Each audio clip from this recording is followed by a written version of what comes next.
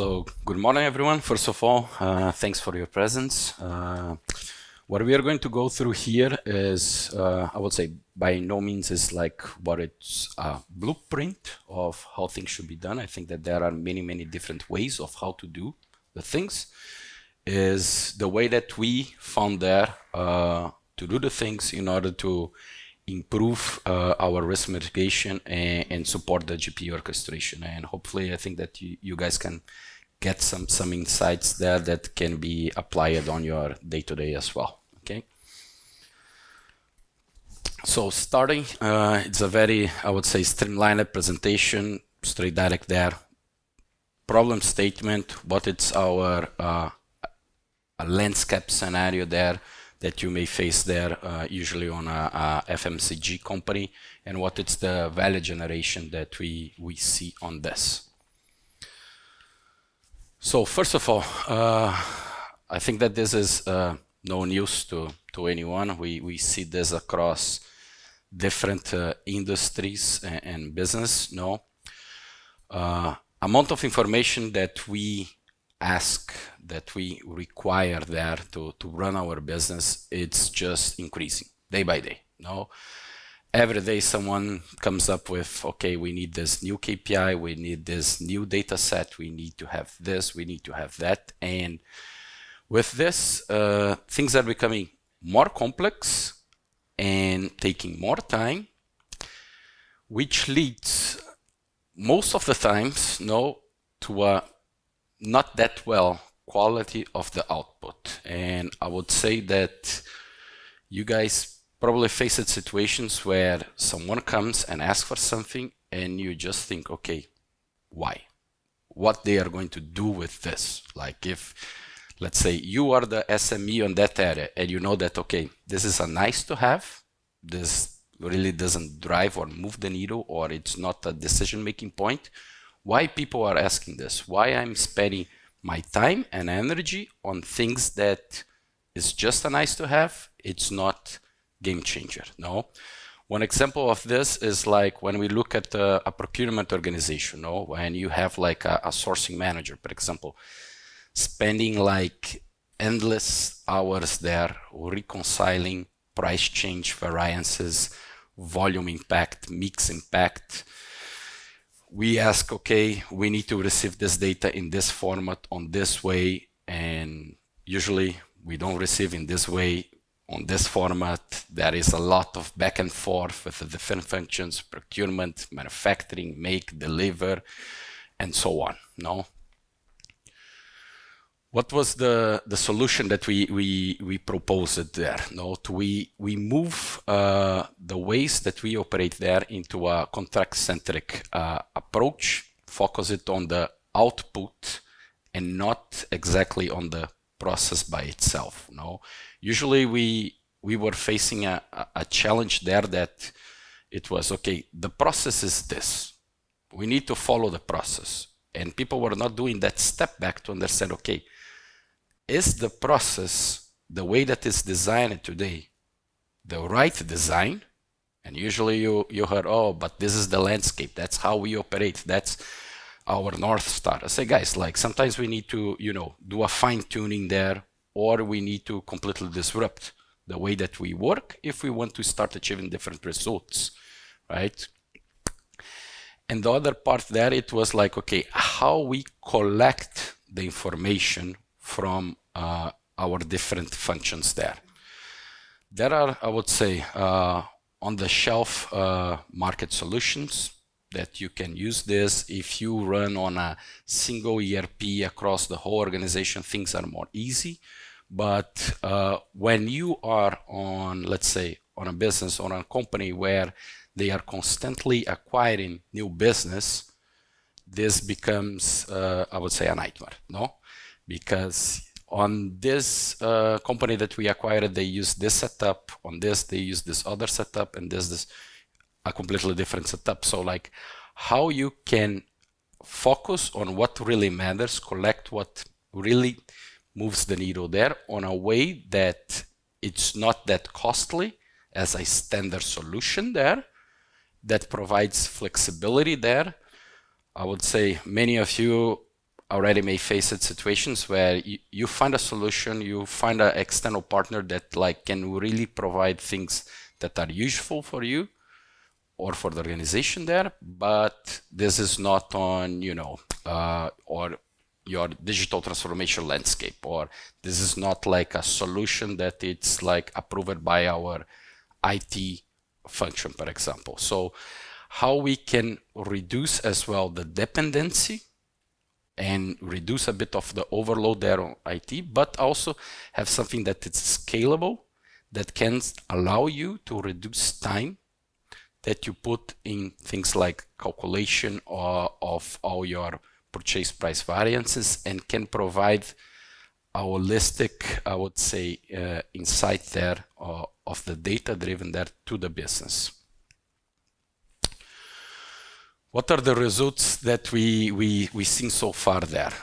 First, we really were able to increase the transparency and drive predictability of the cost drivers that we have there in supply chain, which allow us to remove from a reactive environment there to move forward to a proactive environment when we can foresee which are the potential risks that we have, what are the impacts that this may brings on your gross profit, on your products, and how you can implement this into your integrated business plan and into your long-range financial plan.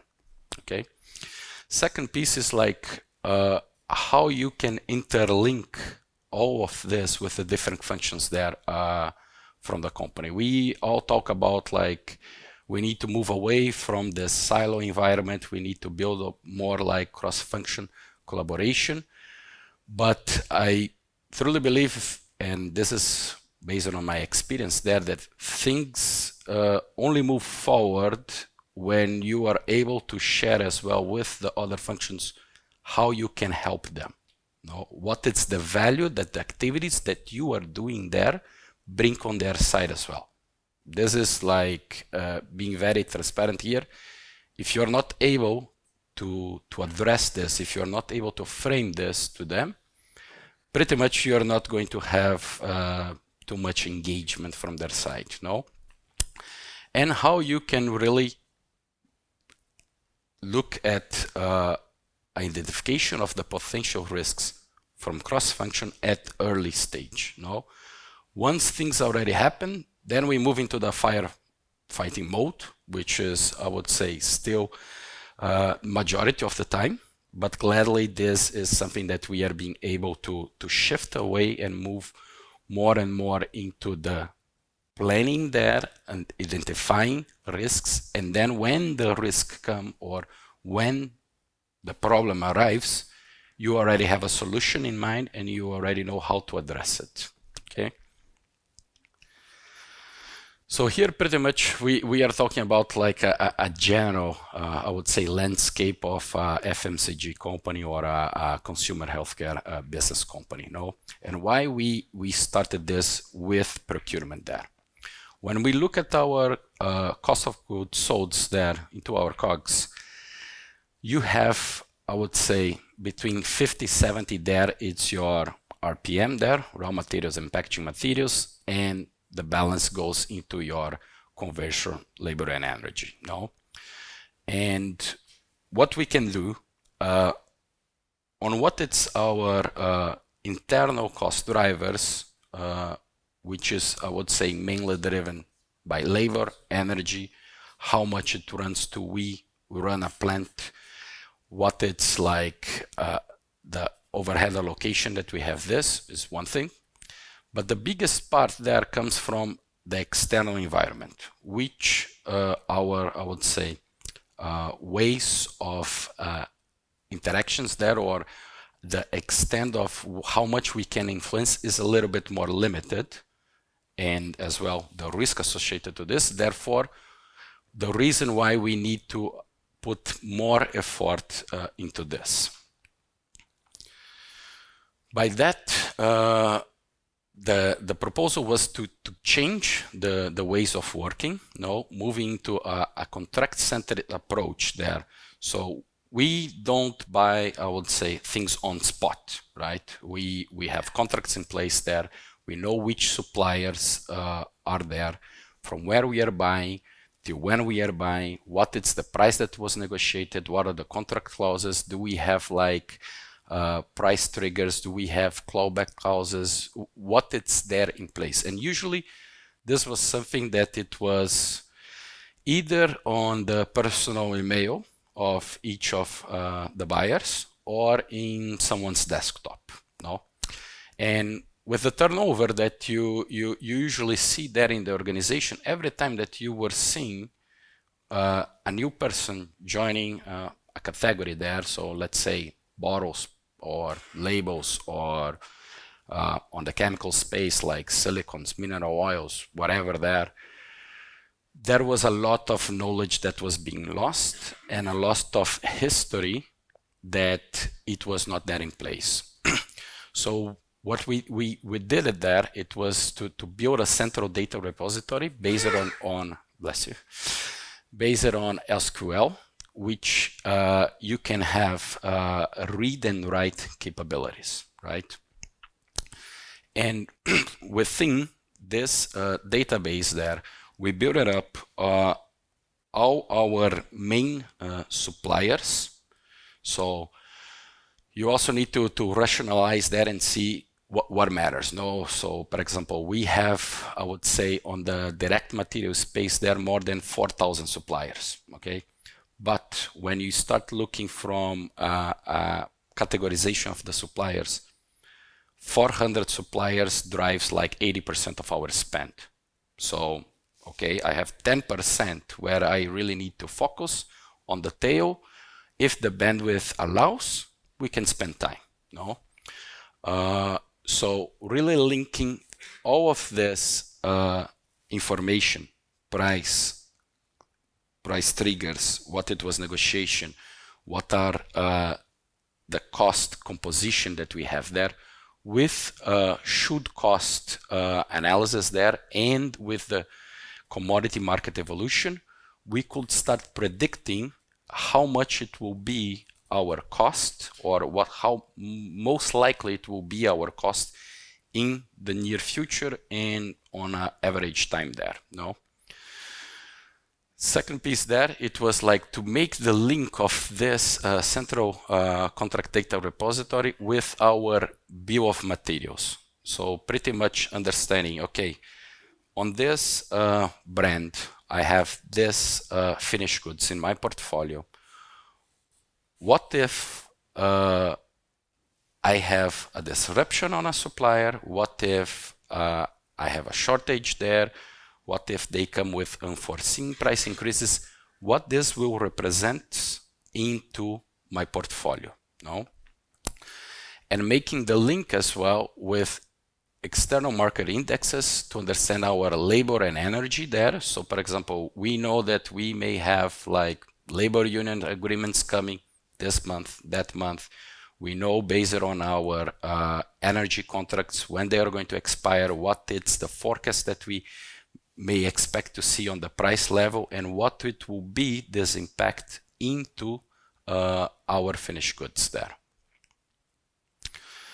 So within this, the problems or the challenge that has been addressed, it was that we could isolate what it was the volume impact, what it was the mix impact, dual source allocations impacts, and focus really on the price analysis. No, so understanding, okay, I was paying 10, now I'm paying 12. Why this? No, which in the past you were having the organization spending a lot of time with, okay, I was expecting to see a savings of $1 million on this component. Why I'm not seeing this saving here?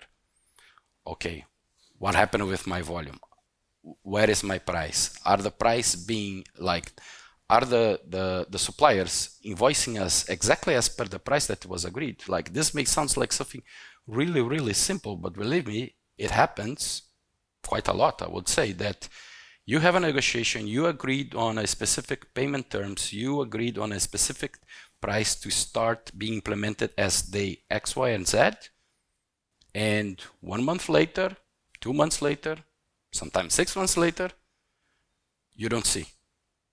And if there is no one really like looking at this, controlling what is happening there, you may end up on situations where there is a lot of value leakage on this, okay?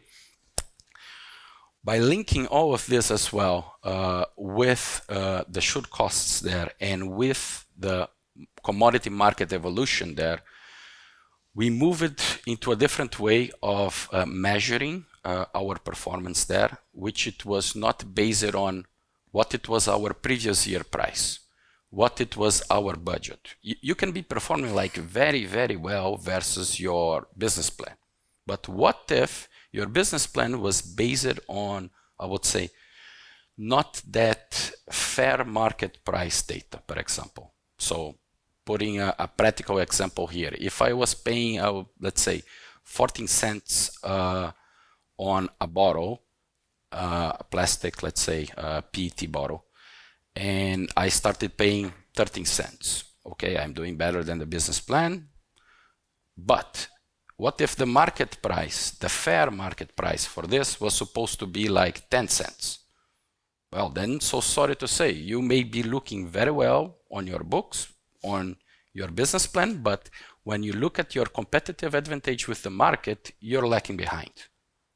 Simply by the fact that you don't know what exactly it was supposed to be the right fair, let's put like this, cost, and you're measuring yourself against maybe the previous year you were paying a premium price there. This year you're delivering savings because compared to the previous year things were fine, but you're still lacking behind your competitors there. No? So this is something that by changing this view on, okay, how I am performing versus the market as well, how much like my competitors are performing there. So this is like a different, I would say, type of measure that we were able to implement there, moving away from the traditional, you know, how we are performing versus prior year or budget, okay? And to understand on this as well, what is the impact that you have on a specific brand? So if you have a product line there, okay, and okay, it's something that country manager needs to decide how much of like business market expense should I apply on this. Okay, if I want to improve the cost of my product, where exactly I need to look into it, no? And which of the brands are going to be impacted when, or product lines, when I negotiate with this specific supplier, no? Like I said, this enable a easy to follow analytics, an automated costing bridge of analytics there, because when I do negotiate, okay, my price was 10, now I'm moving into 12, okay, what were the drivers behind this? It was because commodity feedstock went up, it was because labor or energy went up, it's because we were facing different like supply chain dynamics, like supply and demand, or there were like unforeseen risks, like for example, situation in Middle East there with like the Navy lines where you have like an increased price on tariffs. I think that most of you are going to remember back there in 2020, you know, when, for example, the ocean freight simply skyrocketed, no? And the type of things of understanding, okay, with this ocean freight going up by this, with all my commodities skyrocketing as well, like what are the impact that this is bringing? And I would say by having this centrally data repository there, where you really have the history of what was the drivers, what happened, and the timelines there allows or allowed us in the previous years after we have this spike to move with clawbacks. Like how many of you guys like faced like suppliers knocking your door all the time and say, you know what, like I know that we have a contract in place, but look at the energy costs, things are skyrocketing, and you know, this is my new price and that's it. It's take or leave, no? This happened a lot, but what happened a lot as well is that once like prices started to stabilizing a little bit more, then it was our time to knock the door and say, hey guys, like, remember, this was the cost structure, this was the cost model that it was being shared, this is what we agreed back there at the time, and right now your price should be this one, no? Believe me, even though with all the data inputs, it's not that easy to claw back, no? Especially because in some situations, there is a lot of risks involved. So for example, you may have like a key supplier there that you have a significant amount of like net trade sales attached to it. So you can go there, you can try to negotiate, you can try to put the best of your effort, and you may know that, look, it's not exactly what it's supposed to be, but it's the best that I can do at this point in time. I think that the most important thing here is to really have this transparency level to understand, okay, where are my gaps here? Where are my opportunities? And what can I do projection forward and not looking backwards? No, it's what I say, it's like moving from like a post-mortem analysis where you go there every month end where you have your financial closings and you start looking, okay, what happened? And then you start thinking, okay, so this is going on. That's what we need to do to, okay, what will going to happen in the next 2, 3, 4, 6 months, and what I can start working in advance to mitigate any potential risks, or to be able to really collect the potential opportunities that we may have. So within the procurement function, no, and as we're going to see here, it's pretty much in the end of the day, everything interconnected. There are a lot of synergies there. I think that the main point is like, how do you unlock the synergies that you have across the different functions in the organization, no? So within the procurement function, what we saw as like immediate impacts there, no? Having this established like central repository, we have now a single source of truth, no? Where people can look back, where we can like audit our numbers, where we can understand, okay, what it was happening from timeline A to timeline B within the supplier, no? How we utilize this contract data for forecasting, no? So how we see on, okay, my price today is 10, my contract is expiring in 6 months. I look at my contract clauses, what are the drivers that I see there that may have an impact on my price, and how I can forecast what is going to be my potential or most likely price on this. Minimize the data collection there as well. It's like focus on what matters. I don't need 10,000 KPIs there. I just need the ones that really moves the needle in the end of the day. No? Looking what it's really essential there to have. I would say, of course, if you have unlimited budget, resource, handcount, bandwidth capacity, it's great. Look at everything. Look even to your tail suppliers, but that's not our situation, and I believe that it's not the situation where most of you guys are there. We really need to prioritize what we do. No? How we can automate the calculations there on our purchase price variance. Like, I don't need to be waiting to my month-end close there from finance to go back there to procurement organization, say, guys, you know, my PPV here this month was unfavorable by X amount or favorable by X amount. Explain me why. No, we don't need to do this. As you already have every data point that matters centrally stored with the contracts with your biggest suppliers. You can link this, for example, with your planning organization, where you look at your open POs. So I don't need to wait till the month end to look what happened in the last month. I can provide you today at the month end what most likely going to be on your next 2 months of price variance. And this like enable us to have like this forward looking approach where we can like reconcile historic data there to really like shape what are going to be the future strategies. No, so for example, putting a situation like you have, let's put like a soap bar, okay, where roughly 40-50%, let's put like this, of your cost of your material, it's your soap noodle, that it's driven by usually palm oil and coconut oil. I know that like my contract with my palm oil provider will going to expire like in 6 months. I know that it's like a typhoon season happening there in Malaysia, no? I know that most likely my prices are going to skyrocket. So should I already start building inventory right now? Should I try to hedge my position?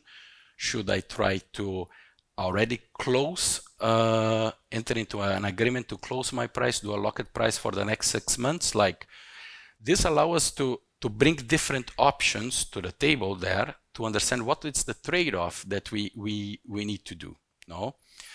And really like prioritize the process efficiency there, no? Look at the output and not on the process by itself. I think that, okay. Resource optimization, how you can improve your team allocation and redirect their efforts to what they do best.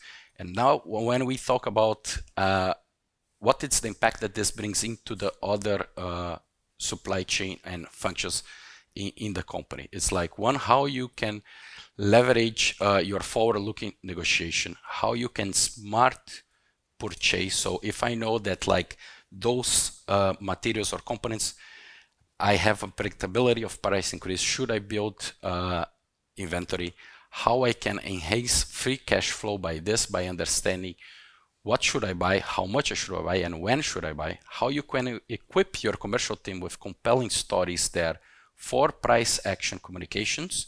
Like there are many elements when you go to a consumer price increase there, for example, but one that it's kind of like unanimous there is that whatever is driven by commodities, it hits everyone. And it's easier to you drive a conversation if it's something that lives with everyone.